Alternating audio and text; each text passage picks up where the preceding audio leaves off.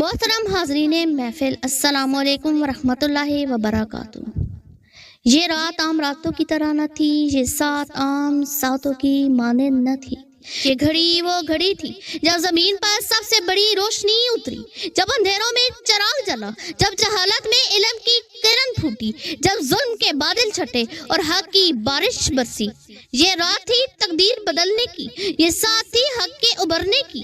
یہ وہ لمحہ تھا جب اللہ نے اپنے محبوب، اپنے حبیب حضرت محمد مصطفیٰ صلی اللہ علیہ وآلہ وسلم پر وہ پیغام اتارا جو قیامت تک انسانوں کی رہنمائی کرے گا، وہ کلام جو نہ بدلا جائے گا، وہ معجزہ جو آج بھی ہے اپنی چمک برقرار رکھے ہوئے ہے۔ ساتھیوں، میں بات کر رہی ہوں قرآن کریم فرقان حمید کی۔ یہ وہ کتاب ہے جو رات دکھاتی ہے، یہ وہ کلام ہے جو اندھیرے مٹاتی ہے، یہ وہ پیغام ہے جو مردہ دلوں کو زندہ کر دیتا ہے، یہ وہ ہدایت ہے جو بھٹکے ہوئوں کو منزل دکھاتی ہے۔ یہ نور ہے کہ ہر ظلمت مٹا دیتا ہے، یہ جام ہے کہ ہر تشنگی بجھا دیتا ہے۔ یہ وہ کتاب ہے جس نے جاہلوں کو عالم بنا دیا، یہ وہ کلام ہے جس نے غلاموں کو بادشاہ عطا کی، یہ وہ دستور ہے جس نے قبائل کے بکھرے موتیوں کو ایک تسبیح میں پرو دیا، یہ وہ معجزہ ہے جس نے ریت کے ذروں کو ستاروں کی مانند چمکا دیا۔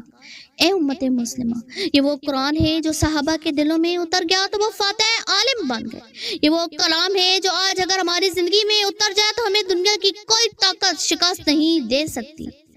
یہ وہ آئینہ ہے جو کردار سنوارتا ہے، یہ وہ نسخہ ہے جو بگڑے مقدر کو نکھار دیتا ہے۔ آج ہم قرآن کو جزدان میں رکھتے ہیں مگر دلوں میں نہیں اتارتے۔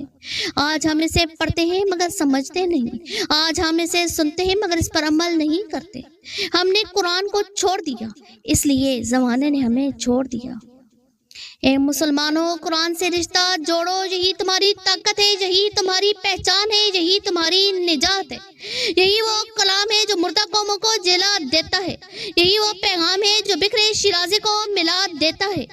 اگر چاہتے ہو کہ تمہاری عظمت پھر بحال ہو، اگر چاہتے ہو کہ تمہاری دنیا و آخرت سنور جائے، تو لوٹ آؤ اس کتاب کی طرف جس میں تمہارے ہر مسئلے کا حل ہے۔ یہی ہے چراغ راہ گزر، یہی ہے مسافر کا ہم سفر۔ اللہ ہمیں قرآن پڑھنے، سمجھنے اور اس پر عمل کرنے کی توفیق عطا فرمائے، آمین ثم آمین۔